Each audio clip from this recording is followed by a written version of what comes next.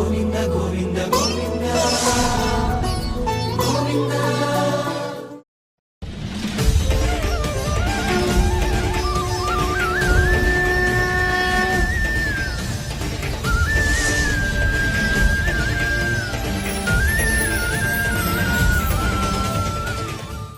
ఓం నమో వెంకటేశాయ. ఏడుకొండలవాడ వెంకటరమణ గోవింద గోవింద. శ్రీ శ్రీనివాస శ్రీ వెంకటేశ గోవింద గోవింద.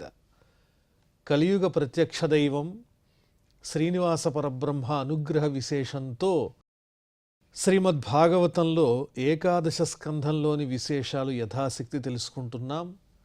నారాయణం నమస్కృత్య నరం చైవ నరోత్తమం దేవీం సరస్వతీం వ్యాసం తతో జయముదీరయేత్.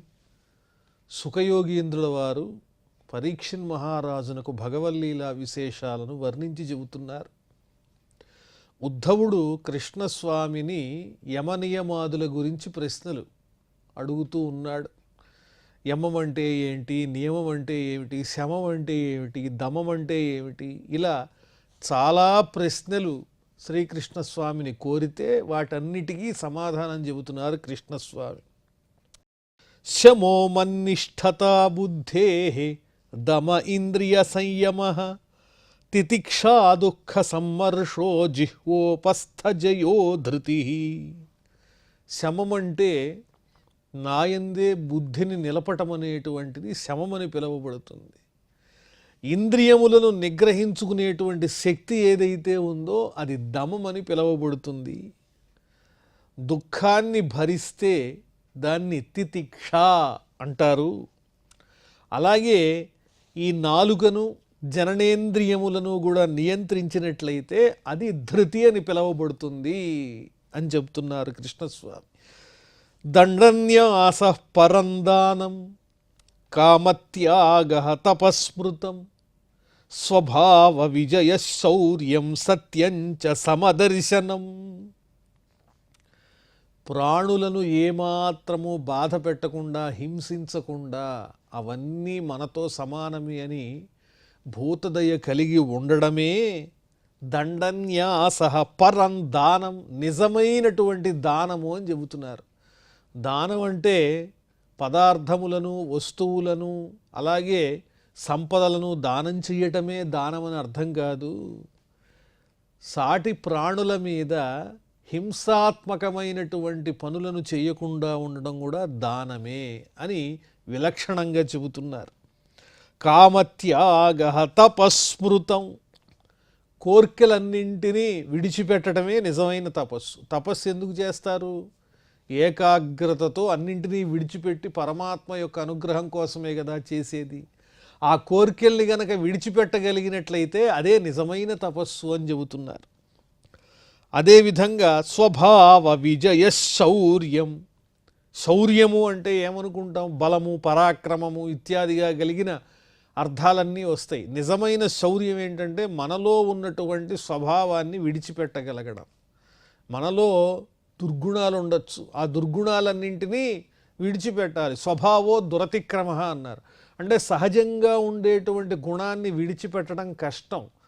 ఇప్పుడు దుర్యోధనుడు ఉన్నాడు, అతడు రాజ్యాన్ని పొందాలి అని కాంక్షించాడు. దాంతో ఎంతకైనా తెగించాలనుకున్నాడు. అతనికి ధర్మాధర్మాల విచక్షణ ఉంది, కానీ అధర్మాన్ని విడిచి ప్రవర్తించలేడు. అది అతని యొక్క స్వభావం. అలాంటి స్వభావాన్ని విడిచిపెట్టడానికి దుర్యోధనుడు ఇష్టపడ్డా? లేదు. కానీ అదే దుర్మార్గాన్ని విడిచిపెట్టుంటే అది చాలా గొప్ప పని అయి ఉండేది కదా. కాబట్టి నిజంగా ఉండేటువంటి మనలో దుర్గుణాలతో కూడిన ఈ సహజ స్వభావం ఏదైతే ఉందో దాన్ని విడిచిపెట్టేయటమే నిజమైనటువంటి శౌర్యము అని వర్ణించి చెబుతున్నారు. అదేవిధంగా అందరి యందు సమదృష్టి కలిగి ఉండడమే సత్యము. సత్యం చ సమదర్శనం ఋతంచ సూనృతావాణి కవిభిః పరికీర్తిత కర్మస్వసంగమ శౌచం త్యాగ సన్యాస ఉచ్యతే. ప్రియంగా హితంగా పలికేటువంటి వాక్ ఏదైతే ఉందో దాన్నే అరతం అంటారయ్యా ఉద్ధవా.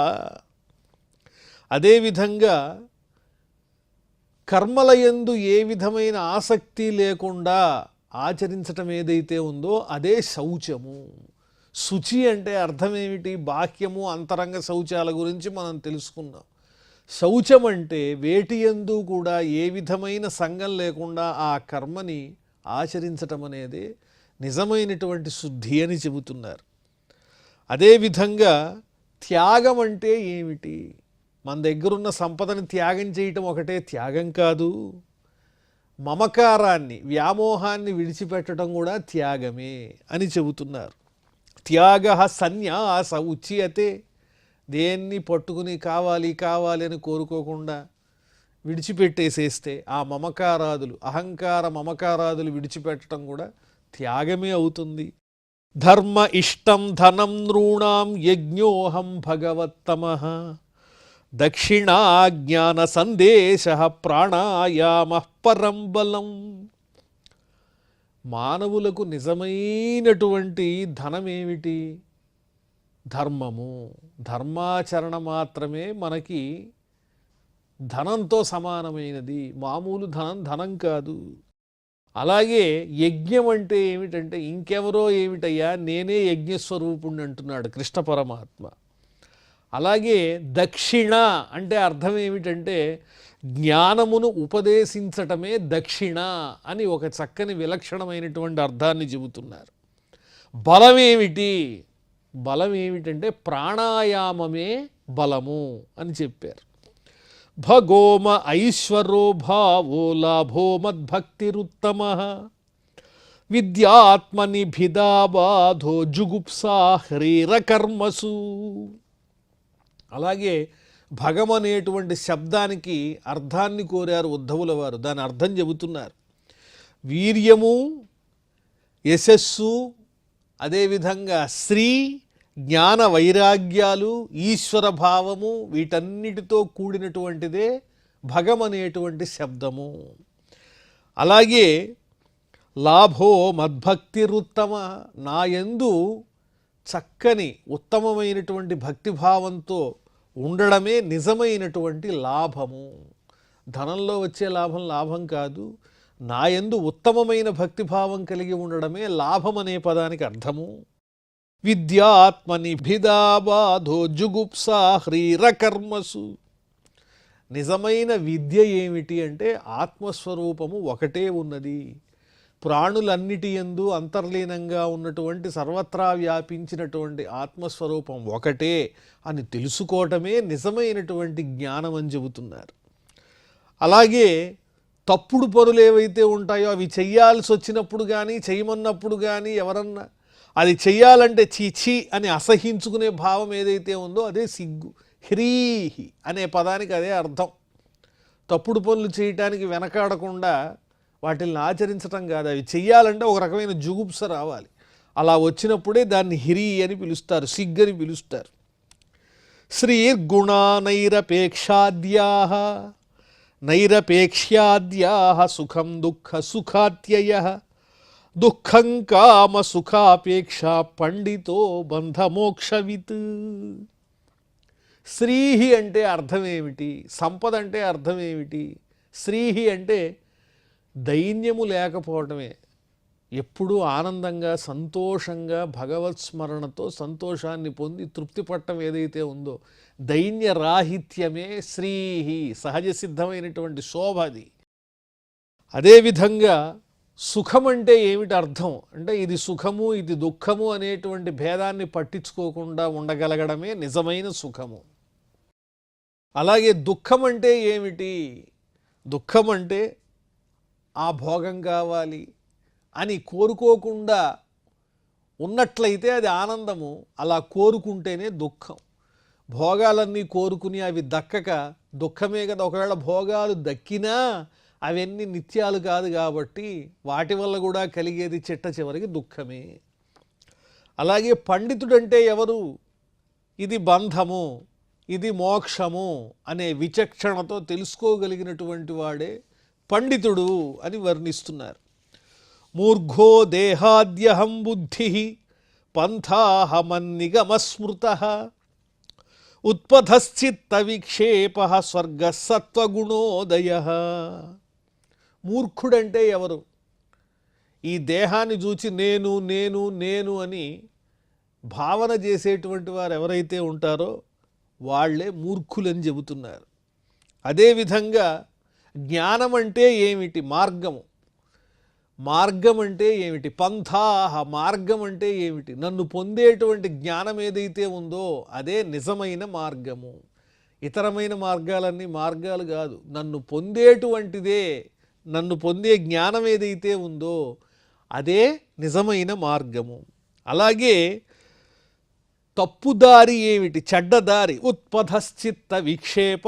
చెడ్డదారి ఏమిటి అంటే మనస్సులో ఎప్పుడూ అలజడిగా ఉంటూ ఆదుర్దా పడుతూ ఏదో పొందలేదే అనేటువంటి తహతహతో ఉద్ధృతమైనటువంటి ఆలోచనలు చేయటం ఏదైతే ఉందో అదే చెడుదారి. మరి స్వర్గం అంటే ఏమిటి? స్వర్గం అంటే దేవేంద్రుడు వీళ్ళంతా ఉన్నదే మాత్రమే స్వర్గం కాదు. మనలో సత్వగుణాన్ని వృద్ధి చేసుకోవటమే నిజమైన స్వర్గము అని చెబుతున్నారు. నరకస్తమ ఉన్నాహో బంధుర్గురురహం సఖే గృహం శరీరం మానుష్యం గుణాఢ్యో హ్యాఢ్య ఉచ్యతే. స్వర్గం అంటే ఏంటో చెప్పారు, మరి నరకం అంటే ఏమిటో కూడా చెబుతున్నారు. మనలో తమోగుణం పెంచుకుంటే అదే నరకము అని వర్ణించారు. అలాగే బంధువెవరు? నిజమైనటువంటి బంధువెవరు అందరికీ అంటే సాక్షాత్తు పరమాత్ముడు, భగవంతుడే అందరికీ బంధువు, నిజమైనటువంటి బంధువు. మరి ఇల్లు అంటే ఏంటన్నారు? గృహం అంటే ఏంటంటే ఈ దేహమే ఇల్లు. మరి నిజమైన ధనవంతుడెవరు, సంపన్నుడనేవాడెవరు అంటే మంచి సద్గుణములు కలిగిన వాడే ధనవంతుడు. నిజమైన ధనం ఉన్నవాడు ధనవంతుడు కాదు. సద్గుణాలు ఎవరి దగ్గర ఉంటాయో వాళ్లే ధనవంతులని పిలువబడతారు. దరిద్రో యస్త్వ సంతుష్టో కృపణో యోజితేంద్రియ గుణేష్వసక్త ధీరీశో గుణసంగో విపర్యయ. దరిద్రుడంటే ఎవరన్నారు? ఎంత ఉన్నా కూడా ఏదో లేదు అనేటువంటి భావంతో ఎప్పుడు దిగాలుగా ఉన్నటువంటి మొహంతో కూర్చుని ఎదుటి వాళ్ళు పొందే ఆనందాన్ని కూడా తట్టుకోలేక దైన్యంతో, నిత్య దరిద్రం అన్నమాట. ఎన్ని సంపదలున్నా ఇంకా తృప్తి లేదు, ఇంకా అది రాలేదు ఇది రాలేదని ఆ భావంతో ఎంతున్నా తృప్తి పడకుండా ఇంకా ఏదో రాలేదనేటువంటి భావనతో ఏడుపు మొహం పెట్టుకుని దీనంగా కూర్చోవటమే దైన్యము. కృపణో యోజితేంద్రియ. మరి దీనుడెవరు?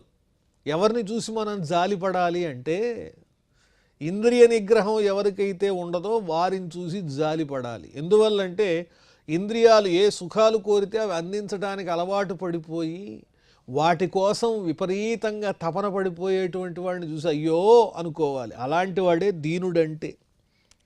అలాగే శబ్ద స్పర్శ రూపరసగంధాదులు ఏవైతే ఉన్నాయో ఇంద్రియ ప్రయోజనాలు, వాటి యందు ఆసక్తి లేనటువంటి వాడే నిజంగా ఈశుడు అనబడతాడు, స్వతంత్రుడు.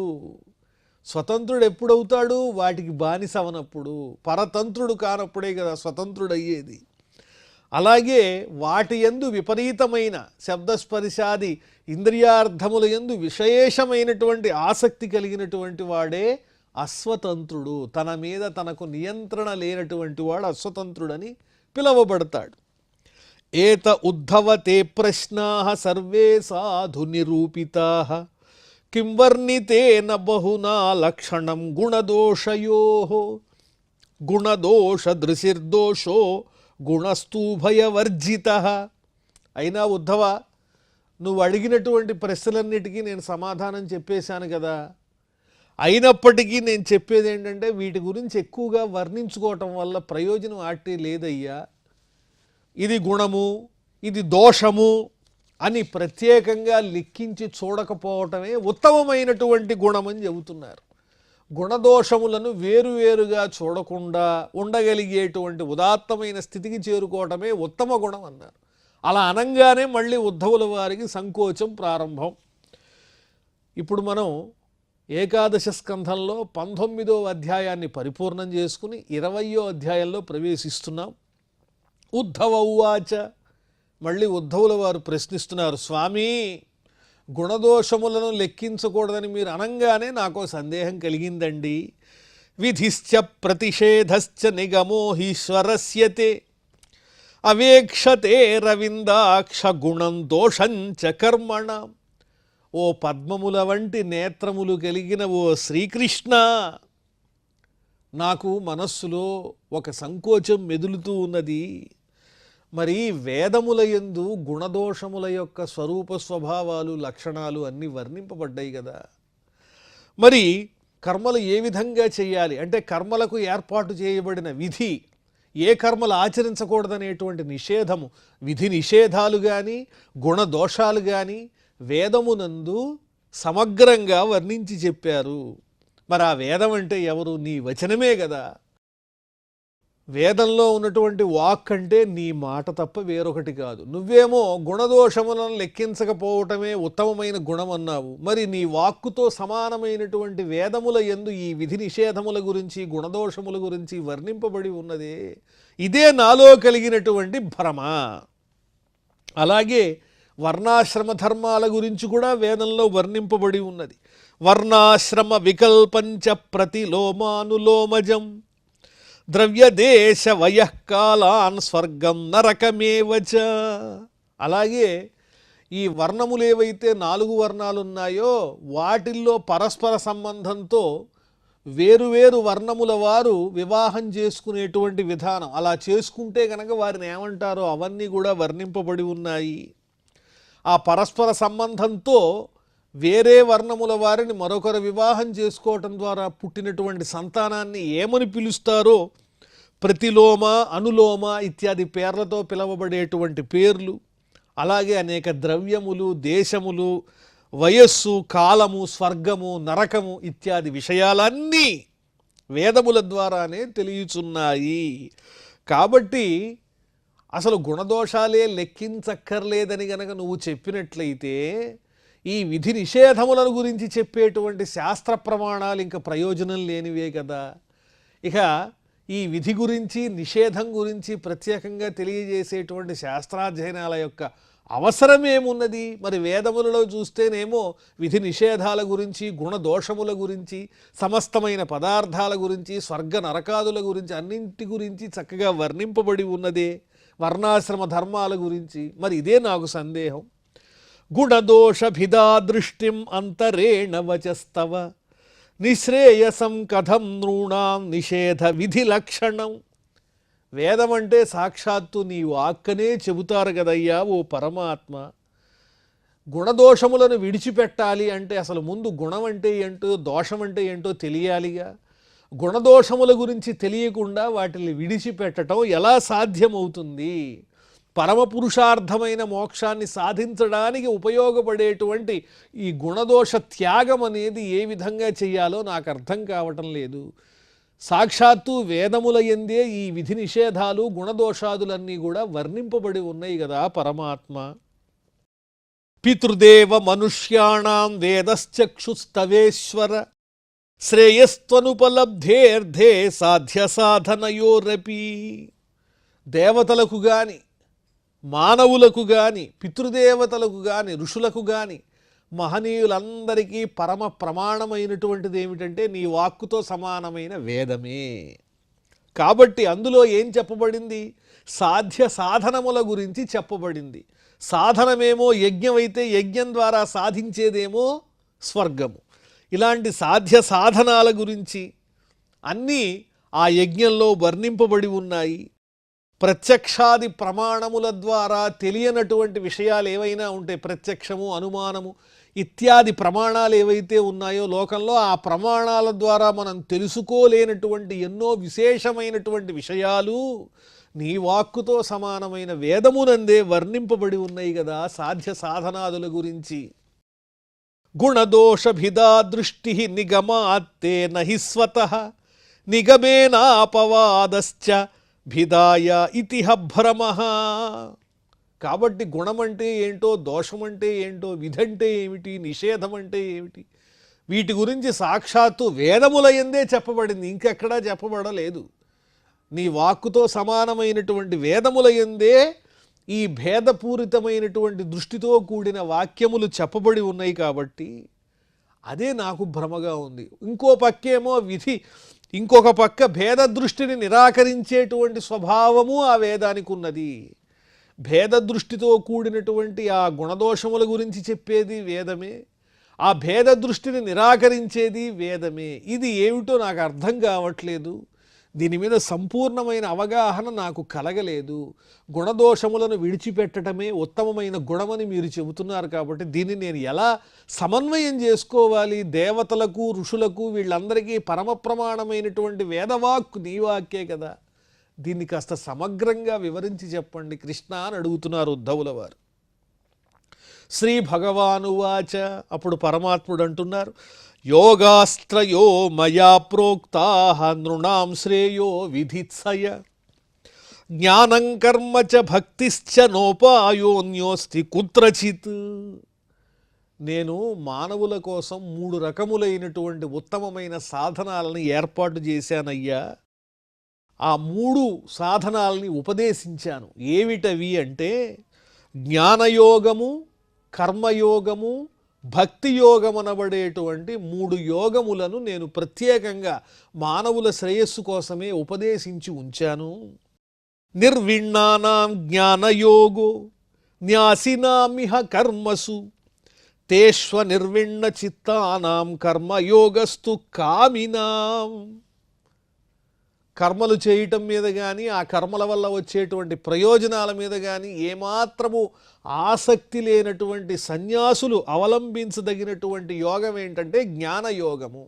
జ్ఞాన, కర్మ, భక్తి యోగములు 3 కూడా అన్నింటినీ విడిచిపెట్టి దేని మీద ఆసక్తి లేనటువంటి, స్వర్గాదుల మీద కూడా ఆసక్తి లేనటువంటి, అన్నింటినీ విడిచిపెట్టిన సన్యాసులు అవలంబించవలసినటువంటి యోగం ఏమిటి అంటే జ్ఞానయోగము. మరి విరక్తిని పొందనటువంటి వారు ఆచరింపవలసినటువంటి యోగమేమో కర్మయోగము. యదృచ్ఛయా మత్కథాదౌ జాతశ్రద్ధస్తు యః పుమాన్ న నిర్విణ్ణో నాతిసక్తో భక్తి యోగోస్య సిద్ధిదః. అటు విరక్తి లేదు, ఇటు ఆసక్తి లేదు. దేని యందు ఆసక్తి లేదు, విరక్తి లేదు. తటస్థంగా ఉండేటువంటి వారి కోసం భక్తి యోగం అనేది చెప్పబడింది. యదృచ్ఛయా మత్కథాదౌ, అనుకోకుండా నాకు సంబంధించినటువంటి లీలల యందు, అలాగే నా కథల యందు, అవతారముల యందు ఆసక్తి కలిగి ఉండి, శ్రద్ధ కలిగి ఉండి, ఇతరమైన కర్మల యందు ఆసక్తి లేదు, అలాగని విరక్తి లేదు.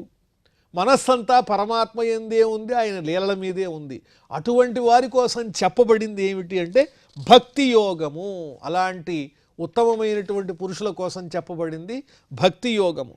తావత్ కర్మాణి కుర్వీత న నిర్విద్యేత యావత మత్కథా శ్రవణాదౌ వా శ్రద్ధాయావన్న జాయతే. చేసేటువంటి కర్మల వల్ల ఏదైతే ప్రయోజనం ఉంటుందో వాటి వల్ల విరక్తి సంపూర్ణంగా కలిగింది అనే భావం వచ్చేంత వరకు కర్మను ఆచరించవలసిందే. ఏమాత్రం కర్మ మీద ఆసక్తి ఉన్నా అది చేయవలసిందే. కర్మ ఫలముల యందు ఆసక్తి ఉన్న సంపూర్ణమైన విరక్తి కలగాలి. అప్పటిదాకా కర్మని ఆచరించవలసిందే. పూర్తి వైరాగ్యం కలగాలి. అదేవిధంగా నా సంబంధమైనటువంటి కథల యందు మనఃపూర్వకంగా ఆసక్తి, శ్రద్ధ కలిగేంత వరకు కర్మాచరణ చేయవలసిందే. నా కథల యందు లీనమై తాదాత్మ్యాన్ని పొందేంత వరకు కర్మలను విడిచిపెట్టడానికి వీల్లేదు. అదేవిధంగా కర్మ ఫలముల మీద ఆసక్తి పోనంత వరకు కర్మను ఆచరించకుండా ఉండడానికి వీలు లేదు. వేదంలో ఏవైతే ప్రతిపాదింపబడ్డాయో వేద ప్రతిపాదితమైనటువంటి విధి నిషేధములను వైరాగ్యం సంపూర్ణం కలిగేదాకా, నాయందు పరిపూర్ణంగా భక్తి శ్రద్ధలు కలిగేదాకా తప్పనిసరిగా ఆచరించవలసిందే. స్వధర్మస్థో యజన్యజ్ఞైః అనాశీః కామబుద్ధవ నయాతి స్వర్గనరకౌ యద్యన్న సమాచరేత్. ఏ విధమైన ఫలాపేక్ష లేకుండా తన ధర్మాన్ని తాను చక్కగా ఆచరిస్తూ యజ్ఞముల ద్వారా నన్ను ఆరాధించేటువంటి వారు ఎవరైతే ఉంటారో అలాంటి వారు తప్పకుండా నన్ను పొందుతారు. కామ్యకర్మలను నిషిద్ధ కర్మలను ఆచరించకుండా కేవలము నాయందు మనస్సు పెట్టి యజ్ఞాది కర్మలను ఆచరించేటువంటి వారు, నిష్కామంగా ఆచరించేటువంటి వారు నన్ను పొందుతారయ్యా అని శ్రీకృష్ణ పరమాత్మ ఉద్ధవుల వారికి సమాధానం చెబుతూ ఉన్నారు. మరిన్ని విశేషాలు మనం మళ్ళీ తెలుసుకుందాం. ప్రస్తుతం క్షమాప్రార్థనాదులతో ఈ కార్యక్రమాన్ని పరిసమాప్తం చేసుకుందాం. అథ క్షమాప్రార్థన. యదక్షరపదభ్రష్టం మాత్రాహీనంచ యద్భవేత్ తత్సర్వం క్షమ్యతాం దేవ నారాయణ నమోస్తుతే. శ్రియఃకాంతాయ కళ్యాణ నిధయే నిధయేర్థినాం శ్రీవేంకట నివాసాయ శ్రీనివాసాయ మంగళం.